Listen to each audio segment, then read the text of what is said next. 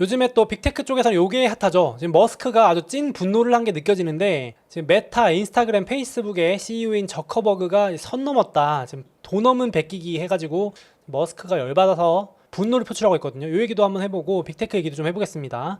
일단 메타가 최근에 조용했는데, 여러분 이 그래프 보시면 이게 월봉이거든요. 월 차트인데 메타가 폭락하다가 올해 들어서 9개월 연속 상승인 거 아시나요? 9개월 연속? 조정이 없습니다. 하락이 없어요. 그냥 9개월 연속 상승. 아마 올해 미국 주식을 처음 하신 분들은 메타는 원래 맨날 오르는 거 아니에요 하실 겁니다.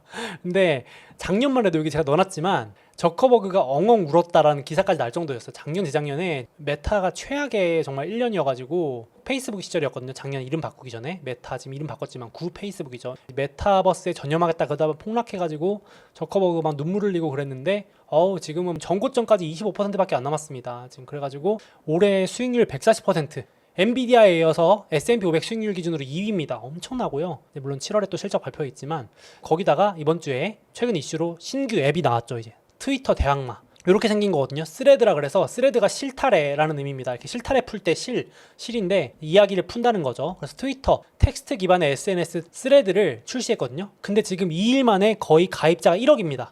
아마 영상 보시는 시점에 1억 돌파했다는 기사가 나와 있을 거예요. 거의 분명하게. 지금 가입자가 9천만 명 넘었기 때문에 엄청나게 빠른 속도로 올라가고 있는데, 왜냐면 인스타그램 이용자가 20억이기 때문에 인스타그램에서 바로 로그인이 된대요. 인스타그램 거의 대부분 하시니까 인스타그램 페이북 같은 거 하시는 분들은 구경하러 가보시는 거죠. 그래서 텍스트 기반인데 지금 출시 첫날부터 트위터에서 이 스레드로 다 옮겨가는 거죠. 이사 가는데 뭐 유명 인플루언서부터 뭐 빌 게이츠니 뭐 정치인들, 뭐 유명 셀럽 인플루언서들 다 가입한다고 난리가 났고, 저커버그가 또 이번에 완전히 작심을 해가지고 10억 명까지는 광고 안 붙이겠다, 야 수익 안 내겠다 한 거죠. 지금 1억 거의 다 가는데 10억 명까지는 광고 안 붙이겠다 작심 발언을 했습니다. 지금 트위터가 3억 정도 이용자 있거든요. 3억 6천만 명 정도.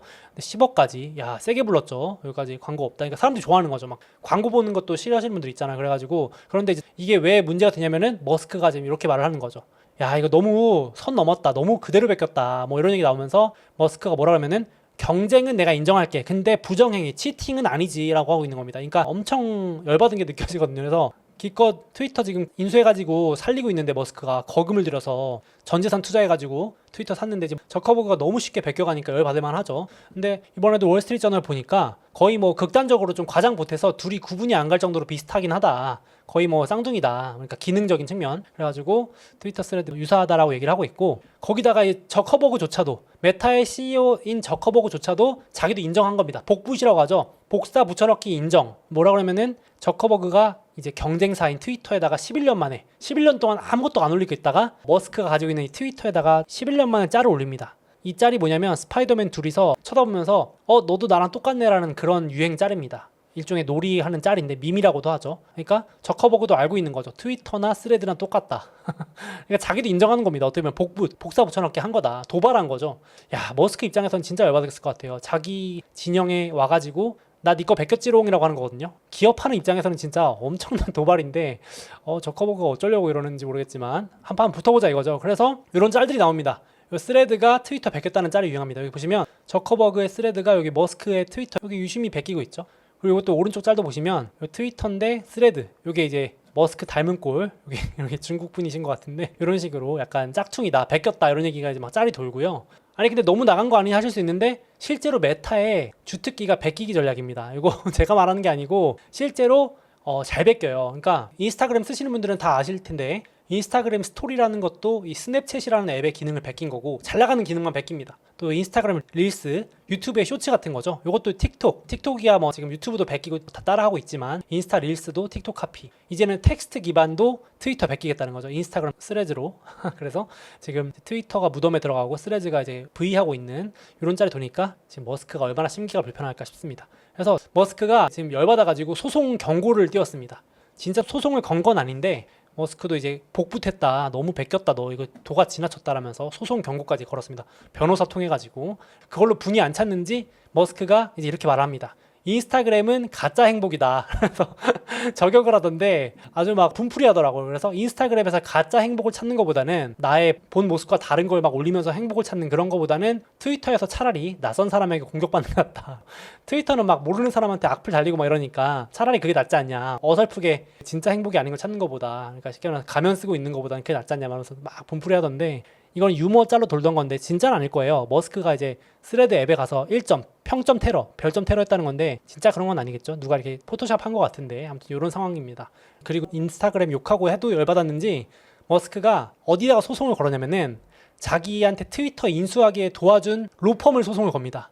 그러니까 생각해보니까 트위터를 너무 비싸게 산 것 같은 거예요. 그래가지고 자기는 트위터를 440억 달러, 그러니까 50조가 넘는 돈을 주고 샀는데 지금 저커버그는 그냥 똑같이 베껴서 만들어버리니까 열받았는지 로펌을 소송을 걸어가지고, 아 지금 저 로펌 때문에 내가 분위기 휩쓸려가지고 비싸게 산 것 같다, 그래놓고 저 로펌은 수수료 엄청나게 받아가고 있어서 나 이거 소송 걸어야겠다, 회수해야겠다, 비용 못 내겠다, 돈, 이렇게 한 것 같습니다. 그래서 머스크가 얼마나 열받았는지 소장이 공개됐어요. 소송을 건 겁니다. 추측이 아니고 소장 내용이 공개돼서 나온 내용인데, 지금 머스크가 여러모로 지금 심리적으로 흔들리는 게 좀 느껴집니다. 상당히 메타의 저커버그가 와가지고 도발을 하니까. 이게 지금 근데 간단히 볼 문제는 아닌 게, 머스크 입장에선 짜증나는 게 내년이 또 대선 앞두고 미국 특히 정치인들이 잘 쓰는 게 트위터잖아요. 한국도 정치인들도 트위터, 뭐 페이스북 이런 거 잘 쓰듯이 이게 또 양당 정치인들이 쓰고, 그래서 광고 자금, 대선 자금 이런 것들도 광고비로 엄청 태우기 때문에 머스크가 그런 것도 보고 생각하고 샀을 텐데, 지금 뭐 메타 저커버그가 스레드 만들어가지고 정치인들도 다 여기로 옮겨간대요.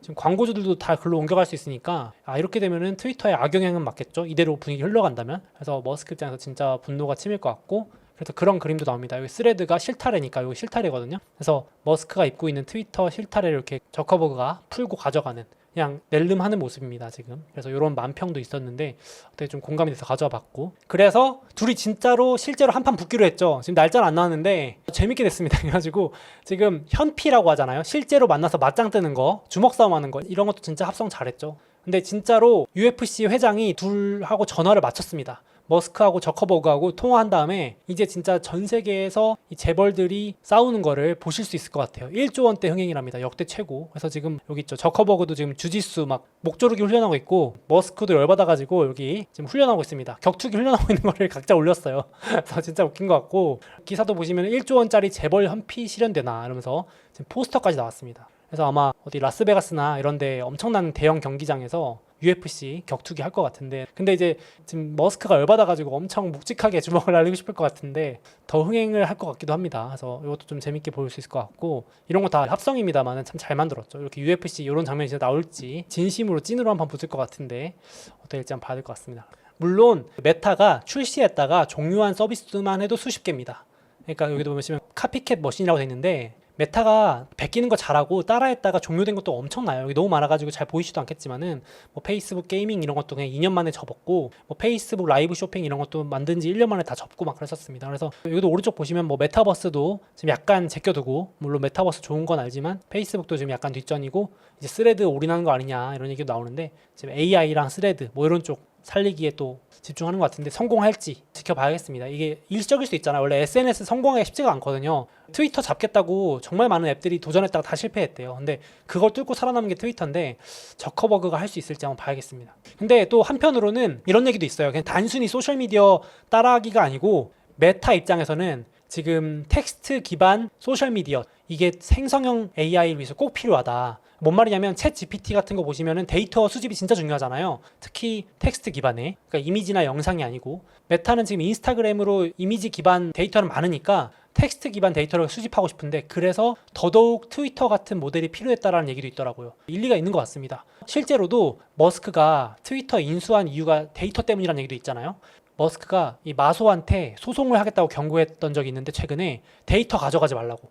그러니까 마소가 트위터에 있는 데이터를 싹싹 끌고 가니까 머스크가 그러지 말라고 소송 걸겠다고까지 했었습니다. 그 정도로 지금 이런 텍스트 기반 데이터가 앞으로도 더 중요할 텐데, 그래서 만들었다. 그래서 꼭 이 성공이 필요하다는 얘기도 있습니다. 일리가 있는 얘기 같아요. 그래서 어떻게 보면 우리가 온라인에 남기는 소셜미디어에 남기는 데이터가 수집이 어떻게 보면 또 되고 있는 것 같기도 하고 그런 걸로 챗 GPT 만들었나 싶기도 하고 합니다. 그래서 이런 관점도 있는데 스레드가 지금 일주일 만에 거의 1억 명 가까이 되고 있으니까 역사를 쓸 것 같거든요. 챗 GPT 올해 가장 핫했던 챗 GPT가 출시 2달 만에 이용자 1억 돌파해서 기록을 다 깼거든요. 뭐 인스타그램이 1억 모으는데 30개월, 틱톡 그렇게 잘 나가는데도 9개월 걸렸고 챗 GPT가 올해 난리여서 2개월이었는데 지금 스레드는 가입자 기준으로는 일주일 만에 1억 돌파할 수 있을 것 같아가지고 역사를 깨는 건지, 물론 말씀드렸지만 인스타그램에서 20억이기 때문에 거기서 그냥 일부만 가입해도 지금 1억이 넘죠. 그래서 뭐 쉽게 달성할 것 같은데 어쨌든 이렇게 데이터 수집을 위해서 이용자 확보 성공할지 한번 봐야겠습니다. 여담으로 AI 나온 김에 이번에 한 브랜드 기관에 설문조사를 했는데 챗 GPT 만든 오픈 AI라고 들어보셨죠? 생성형 AI 시대를 연 오픈 AI가 미국 국민 브랜드에 등장했답니다. 이게 미국은 특히나 국민 브랜드 여부가 되게 중요하대요. 그래서 보시면 디즈니, 뭐 요즘 뭐 디즈니 논란도 있고 해서 하지만 그래도 국민 브랜드 2위고 포드, 코카콜라, 뭐 리바이스, 뭐 아마존, 월마트, 허쉬, 애플 뭐 이런 것들 이 국민 브랜드 인지 여부가 소비로 직결되는 매우 중요한 요인이라고 하는데 미국인들은 이 오픈 AI에 대해서 자부심이 또 있는 것 같아요. 제가 보니까 좀 느껴졌습니다. 그래서 인공지능은 역시 미국이 만들었다 약간 이런 자부심도 좀 뿜뿜한 것 같고 그래서 챗 GPT 개발한 오픈 AI가 이렇게 등극을 했는데 나중에 몇 년 뒤에 보면은 막 코카콜라급은 아니더라도 브랜드 순위에 올라가 있을 수도 있지 않나 이런 생각도 듭니다. 그래서 AI 시대가 진짜 이제 좀 열리고 있는 것 같다, 초기다라는 생각도 들고요. 애플도 뭐 처음에야 그랬지만 지금은 뭐 국민 브랜드가 돼버렸듯이 그래서 AI 관련 키워드들이 또 국민 브랜드에 많이 등극하지 않을까 싶기도 합니다. 그래서 AI 얘기 나온 김에 국민 브랜드에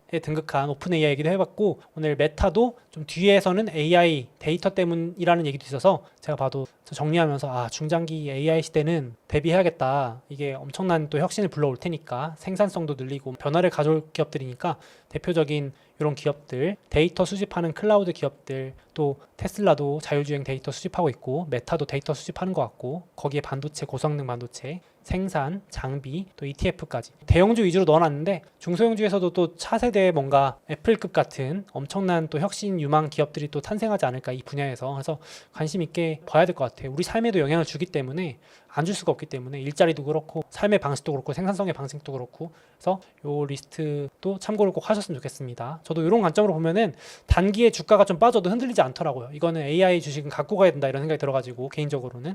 그래서 뭐 단기적 관점으로는 7월달 이제 실적 시즌인데 뭐 실적이 잘 나오든 안 나오든 이렇게 좀 길게 보고 가져가면 어떨까 싶습니다. 오히려 실적이 안 나와서 실망감에 빠질 때 또 사면 또 좋은 찬스가 되겠죠.